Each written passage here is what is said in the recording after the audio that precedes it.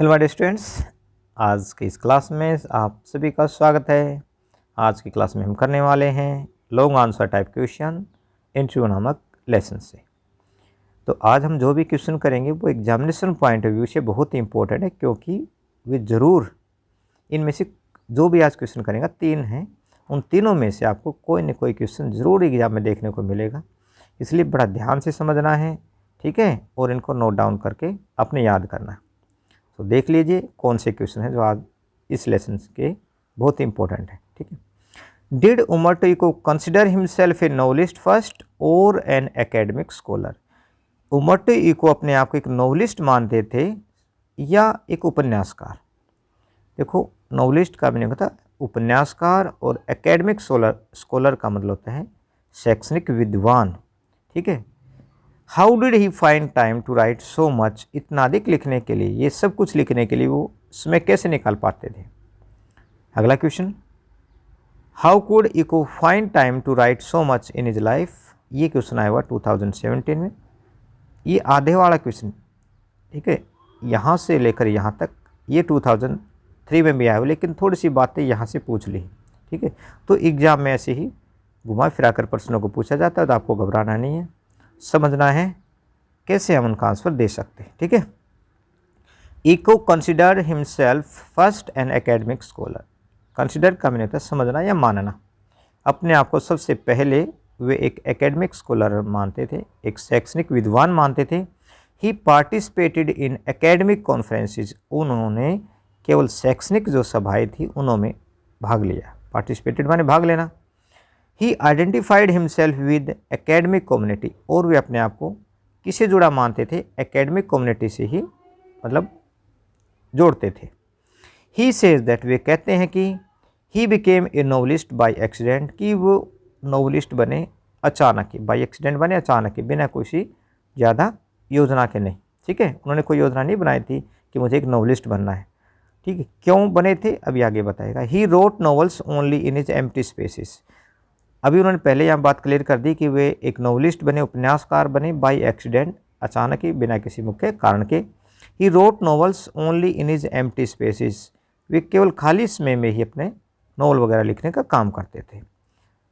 The English novelist, एक अंग्रेज novelist, एक अंग्रेज उपन्यासकार है जिनका नाम है David Lodge, once remark that, एक बार उन्होंने ये टिप्पणी की, दैट ही वॉज वंडर्ड, कि वे बड़े हैरान थे, how Eco could find time to do so many things, कि इको इतना अधिक लिखने के लिए इसमें कैसे निकाल पाते हैं, क्योंकि प्रोफेसर हैं और वे विश्वविद्यालय में प्रोफेसर हैं, तो उनको पढ़ाने का भी काम होता है, साथ साथ वे शैक्षणिक लेख लिखते थे, किताबें लिखते थे, फिर भी इतना कुछ वे कैसे कर पाते थे।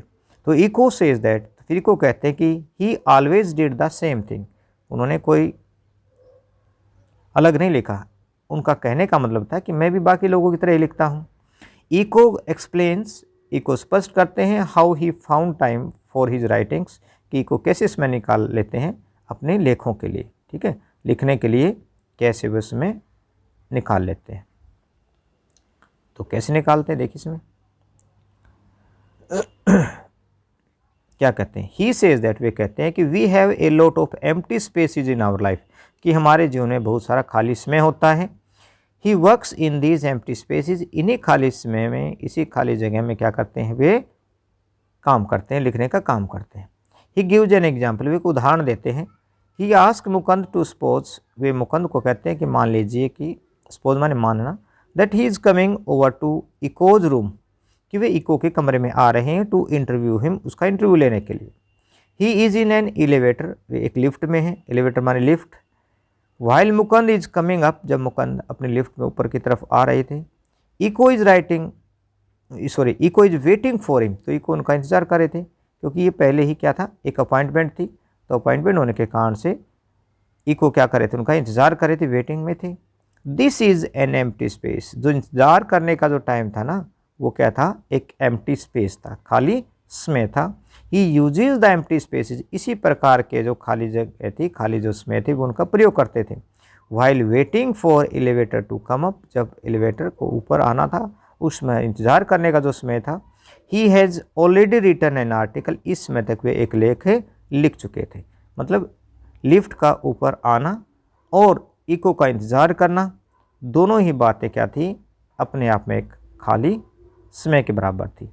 तो इको इस टाइम को गंवाना नहीं चाहते, तो उन्होंने इसी तरह का जो समय है ना वो निकाला और वे लेख वगैरह लिखते थे। ठीक है, नेक्स्ट क्वेश्चन देखिए, एक्सप्लेन, स्पष्ट कीजिए, इको सेज दैट, इको क्या कहते हैं, about is activity of novel writing, भी नोवेल राइटिंग के अपनी एक्टिविटी के बारे में, गतिविधि के बारे में इको क्या कहते हैं।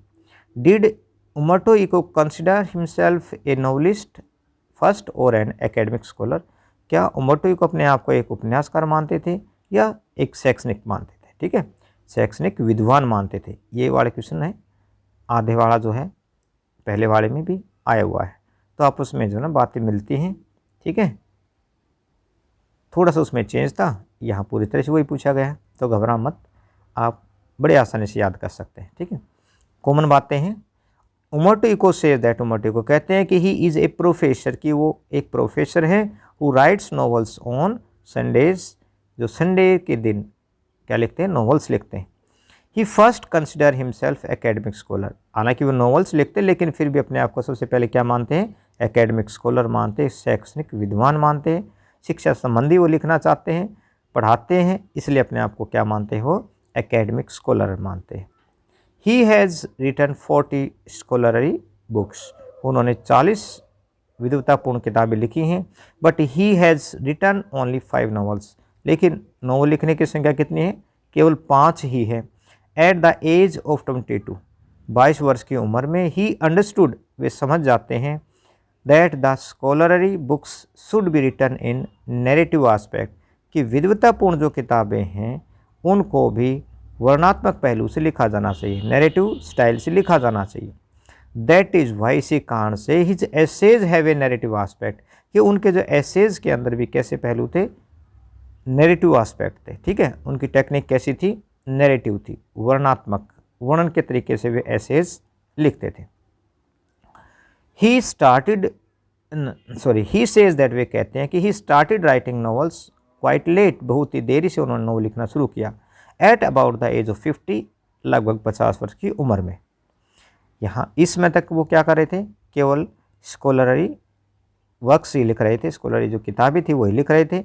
ही tells that he started writing novels by accident, वे कहते हैं कि उन्होंने भाई नॉवेल्स लिखना शुरू किया था अचानक ही। One day he had nothing to do, एक दिन उनके पास कोई काम नहीं था करने के लिए, सो ही स्टार्टेड राइटिंग नॉवेल्स, इसलिए उसने नॉवल लिखना शुरू कर दिया।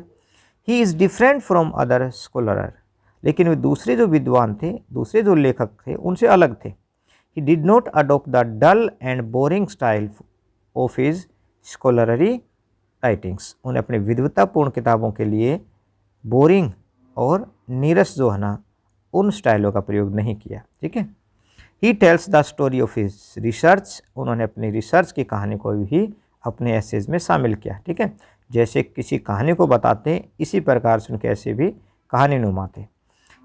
दैट इज़ वाई, इसी कारण से his scholarly works too has a narrative quality, इसी कारण से उनके जो विद्वतापूर्ण जो लेख थे उनके अंदर भी वर्णात्मक क्वालिटी थी। नोवेल राइटिंग, एक मिनट ऊपर कर लेते हैं थोड़ा सा, चलो देखो, novel writing satisfied his taste for narration, novel writing लिखने से उनका वर्णात्मक जो रुचि थी ना वो पूरी हो जाती थी। ठीक है, संतुष्टि उनको मिलती थी। He is known as novelist, हालांकि उन्होंने केवल 5 नोवेल लिखी, फिर भी लोग उनको किस नाम से जानते थे, किस रूप में जानते थे, नोवेलिस्ट के रूप में जानते थे, कि उपन्यासकार के रूप में ज़्यादा लोग उनको पहचानते थे। बट इको सेज दैट, लेकिन इको कहते हैं कि he consider himself a university professor, वे अपने आप को क्या मानते हैं, विश्वविद्यालय के एक प्रोफेसर मानते हैं। ही identified himself with the academic communities, और वे अपने आप को किससे जोड़ते हैं, एकेडमिक कम्युनिटी से अपनी पहचान बनाते हैं। ठीक है, तो दोनों में क्वेश्चन में क्या थी, बहुत सारी बातें कॉमन थी, तो आपको आसान हो जाएगा याद करना। अगला क्वेश्चन देखिए, why did Umberto Eco start writing novels and when, इसमें वही प्रश्न पूछा है लेकिन थोड़ा सा चेंज हो जाता है, इसलिए अलग अलग बनाने पड़े। ठीक है भाई, उम्बर्टो इको ने नॉवेल लिखना कब शुरू किया, ठीक है, क्यों लिखना शुरू किया, कब लिखना शुरू किया। What did Eco says about the huge success of his novel, तो उन्होंने जो नावल लिखा, उनका जो पहला जो नावल था उसका नाम क्या था? The name of rose. Name of रोज की कामयाबी के बारे में, इतनी बड़ी जो कामयाबी थी उसका राज क्या है, उसका कारण क्या है, क्या बताते हैं वो? In spite of its being a difficult and very serious novel, ये मुश्किल और गंभीर नॉवल होते हुए भी ये इतना कामयाब कैसे हुआ, इतना पॉपुलर कैसे हुआ, इसका क्या कारण है बताते हैं Umberto Eco. What light does Eco throw on his famous novel the name of the rose, अपने प्रसिद्ध novel the name of the rose के बारे में उमर्टो इको क्या प्रकाश डालते हैं? मतलब क्या कहते हैं? Umberto Eco says that, Umberto Eco कहते हैं कि he started writing novels by accident. आई थी लाइनें भी, बिल्कुल आई थी, कि उन्होंने नॉवल लिखना शुरू किया अचानक ही। He was then about 50 years old, उसमें कितने उम्र के थे? केवल उसमें उनकी उम्र कितनी थी? 50 ईयर्स ओल्ड, 50 वर्ष के थे, ठीक है। अभी तक उन्होंने एसेज लिखे थे, ठीक है, शैक्षणिक लेख लिखे थे, लेकिन अचानक उनके मन में नॉवल लिखने का भी विचार आता है। The name of the rose is the first novel written by Umberto Eco. The name of the rose उनका पहला नॉवल था जो उन्होंने लिखा था। Umberto Eco says that it is a detective novel. Umberto Eco कहते हैं कैसा नॉवल है ये? डिटेक्टिव, जासूसी भरा नॉवल है। It is deep and difficult, ये गहरा है और थोड़ा सा मुश्किल है, इसको समझने में थोड़ा सा टाइम लग सकता है, मतलब लोगों को इसको समझने में थोड़ा सा डिफ़िकल्टी महसूस हो सकती है। इवन देन, फिर भी, इट वॉज ह्यूज सक्सेस, फिर भी ये बड़ा कामयाब हुआ, बहुत ही कामयाब हुआ। इको सेज दैट, इको कहते हैं कि that most publisher believe that, अधिकतर जो प्रकाशक थे उनका ये मानना था दैट पीपल लाइक थ्रेस, कि लोग जो है ना वो बेकार की चीज़ों को पसंद करते हैं, मतलब हल्की चीज़ों को पढ़ना पसंद करते हैं। And do not like difficult reading, और वे मुश्किल जो लेख हैं उनको पढ़ना पसंद नहीं करते। His publisher had told him that his novel would probably sell about 3000 copies. उनके जो पब्लिशर थे उन्होंने भी उनको यही कहा कि भाई आपके शायद इस नॉवल की केवल 3000 कॉपियाँ ही बिकेंगी, इसलिए उनको 3000 का ही एडवांस दिया गया। But it sold between 10 to 15 million copies, लेकिन इसी नॉवल की 10 से 15 मिलियन जो कॉपी थी वो बिक गई। The novel deals with a period of medieval history, ये जो नॉवल था मध्यकालीन इतिहास से जुड़ा हुआ था, मतलब उस घटना को या उस तरह की मतलब विचारधारा को व्यक्त किए हुए था इसमें। Could that be the reason of its popularity, क्या यही कारण था क्या उसकी कामयाबी का?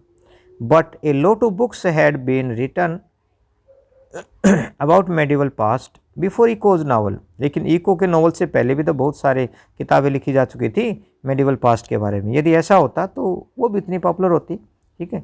इको सेज दैट, फिर इको कहते हैं कि the success of his novel was a mystery, कि मुझे भी नहीं पता इतना क्यों लोगों ने पसंद किया, लेकिन फिर भी ये नावल इतना पॉपुलर हुआ, ठीक है, कि इसकी 10 से 15 मिलियन जो कॉपी थी ना वो बिक जाती हैं।